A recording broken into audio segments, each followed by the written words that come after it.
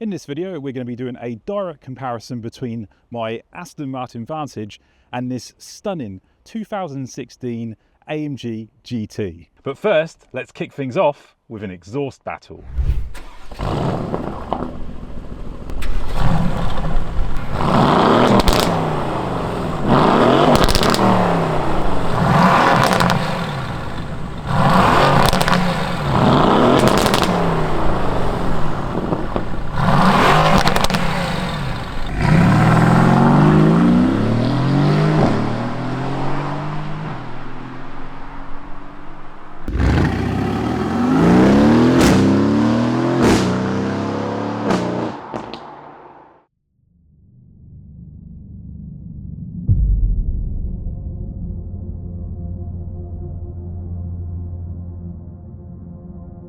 This is the 2016 Mercedes AMG GTS.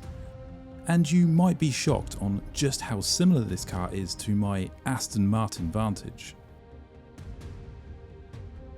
You may have noticed in the rev battle they sound quite similar. And that's because they both share the exact same engine developed by AMG. A 4-litre V8 that produces 503 horsepower in the GT and the same 503 horsepower in the Vantage. Both are mounted far back behind the wheels for the perfect 50-50 weight distribution. They pretty much share the exact same setup. Inside, the Aston Martin has more leather and I think a more premium feel to it.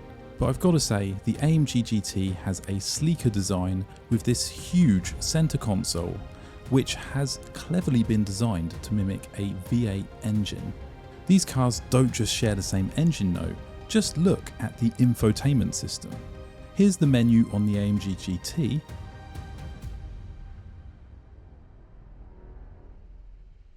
and here's the menu on the Vantage. Outside is where things get very different though. The AMG GT has a more classic look, keeping things simple but classy. Its most famous feature is its long front end. Just look at the length of this bonnet. While I'd say the Vantage is much more flashy and stylised, with these huge wheel arches and, I've got to say, one of the meanest rear ends of any car. But how do they both compare on the road? Let's meet the owner of this lovely GTS and go for a drive. So this here is the owner of this lovely car, Amit. He's going to take me out for a drive and then I'm going to take him out for a drive in the Vantage and we're going to see exactly how different these cars are. Right, so here we are in the AMG GT. Amit's going to show me what this car's like and how different it is to my Vantage. So, do you want to give me a bit of acceleration?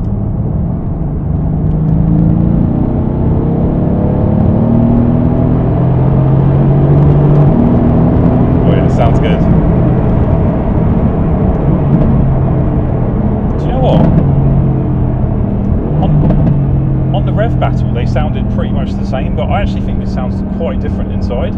It's, I think having this rear screen at the back creates a bit of an echo chamber. Well, I feel like there's less behind me and so much more in front. You are sitting quite far back in this car. Like when we were comparing the two, I think the seating position is probably 6 inches further back. Yeah. No, it feels really different actually. I'm really surprised. I thought it was going to be more similar. You'll see when we go in the Vantage. It sounds brutal though. Does it sound different to yours? I think, yeah, in the inside I would say so, yeah.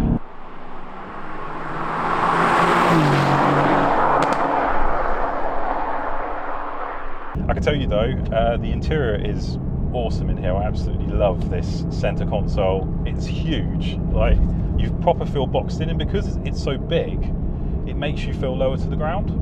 I think when Mercedes were designing this interior they really wanted to go for a like an F1 feel. Yes. And hence why they've got the raised center console. But I feel lower down. I feel like I'm feeling the floor much more. It's definitely not as, we just went over a slight bump there, it's definitely not as comfortable as the Vantage, but we're in, what setting are we in? We're in Sport Plus Drive. Sport Plus Drive, but comfort suspension. Right, okay.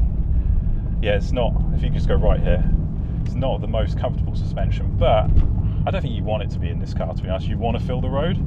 No, I very rarely put it into sport suspension or sport plus. It's just too much. For the UK roads, it's just way too much. So yeah, I would say sort of my first impression being in here is this is definitely much more raw than the Aston Martin. Feel the road much more. Feels more like a race car, whereas the Vantage, I think, is kind of, it's an absolute animal, as you'll see, but it's very refined.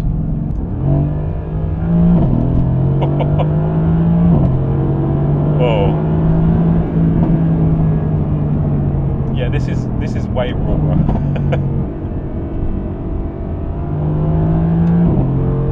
It does suddenly come out here. Oh yeah, those pops.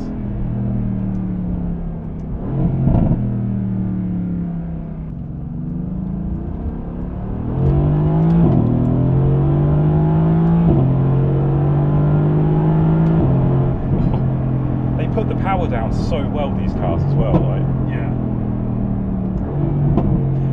You're just like me, the downshifts.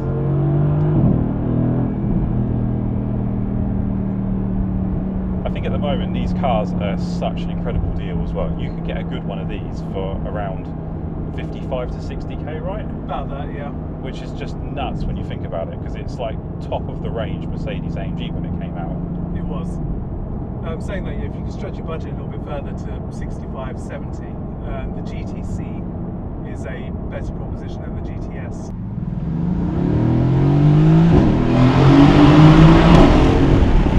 Oh.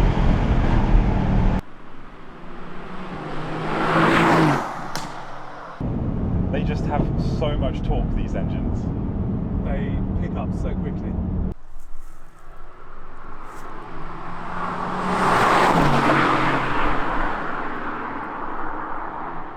It takes quite a bit to get the back end out on this car, actually. It's the same with the Vantage. I was surprised. I thought, like, I took the Vantage out in track mode when it was icy, and I thought I'd be sliding everywhere, but it was fine.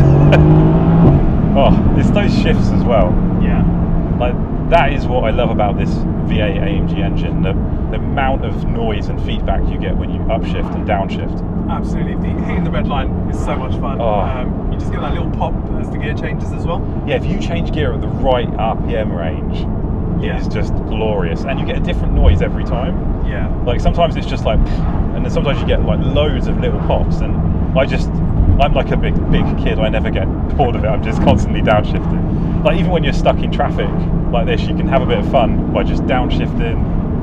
Yeah, even driving around town near where I live, all you want to do is keep it high up in the rev range with the exhaust flaps open. That's it. Just to hear that noise. Right, so here we are in the Vantage. I'm going to show you what this is like, and you tell me if this is different to the GT. So here we go.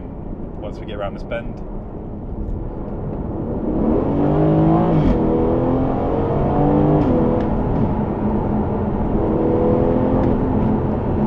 I'd say it's very similar.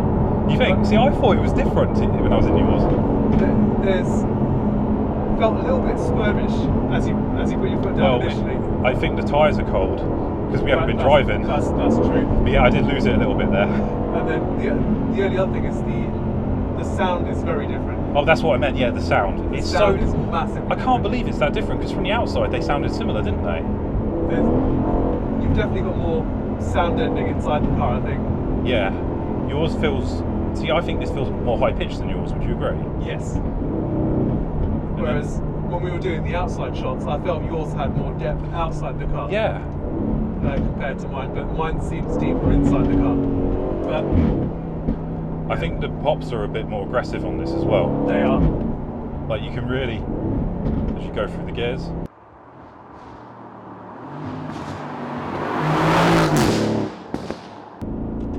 Similar but very different. Even looking at the centre console, you can see a lot of styling cues from the AMG GT with the layout. Yeah.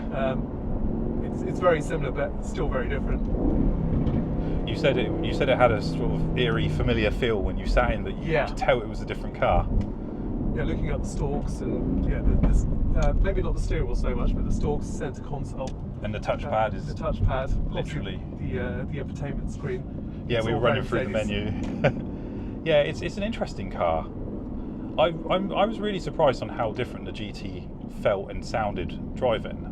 But obviously the power is pretty much exactly the same. I mean, we can get past this guy.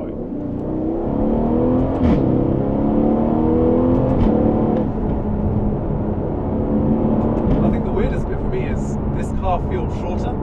Does it? It feels very short. I think it's because of the bit behind. I think it's the front, isn't it? It's the front end. Yeah. I can see the end of the front end. I know. Yeah, it's weird, isn't it? And this is why it doesn't have a glove box, because the engine is pretty much here. Yeah, it's in a very similar position behind Yeah. the front wheels, but yeah, the fact that your dashboard as well is also longer. There's definitely a level of comfort in the sort of the damping of this car. Oh yes, because well, we've got the car in Sport Plus mode, but we're on the most comfortable suspension. So what I'll do is that once we get over these speed bumps, I'll put it in Sport Plus suspension, and you tell me how that feels. Probably feel like mine in comfort. Probably, yeah. It kind of feels like with this car, because we were saying the AMG GT feels so much rawer. It's kind of like they've just taken an AMG GT and just refined it. They've made it more of a Grand Tourer. Yeah, when I say refined, I don't mean refined as in it's faster or better around the track. I mean as in, yeah, like you say, like a Grand Tourer.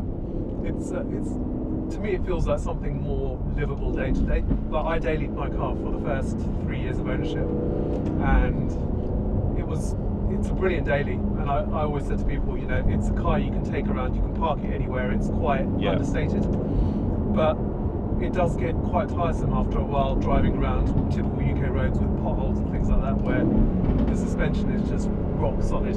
Yeah, it really was. And obviously you've got the harsher seats as well. Yeah. Obviously these seats, they hug you, but they're much more soft and comfortable, I think. It's so comfortable. Right, what I'll do, I'll put it in the Sport Plus handling now. So this is now Sport Plus handling. It changes the drive so much. Like the steering wheel is so much tighter. We'll give ourselves a bit of space so we can floor it down here. Right, so here it is.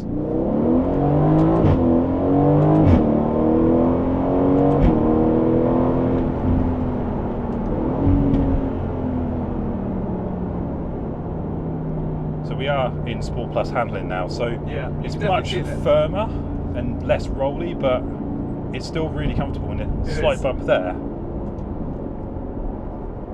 Yeah, see that little bump that we just went over would break your jaw in my car. It's very different. It's really interesting because I'll be honest, I always thought the AMG GTs were more Grand Tourers and they were more softer and more comfortable, maybe because I'm so used to the Vantage, but I guess you've got the S as well though, haven't you? Yeah, the S does make a difference in the sense it's slightly lower, the suspension is slightly harder. I think a lot of people, when they look at the GT originally, they think of the SL. Yes. Which the SL was very much like this. It was a comfortable Grand Tourer that you could take all over the continent with the roof down and really enjoy the drive. Whereas I think the GT, a lot of the suspension and setup derived from the SLS Black Series.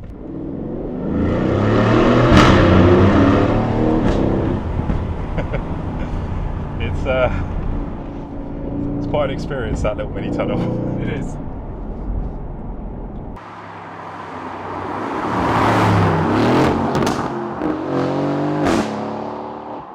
Well, thank you so much for coming on the channel, Amit, and sharing your amazing AMG GTS with us. I've learned a lot today with this comparison. I think if anyone's in the market for an AMG GT and a Vantage and they want to know the difference between the two, this video will hopefully be really helpful. So yeah, thank you so much for coming on the channel. No, thank you for having me. Great, well, we're going to finish the video here, so thanks for watching, guys. We'll see you next time.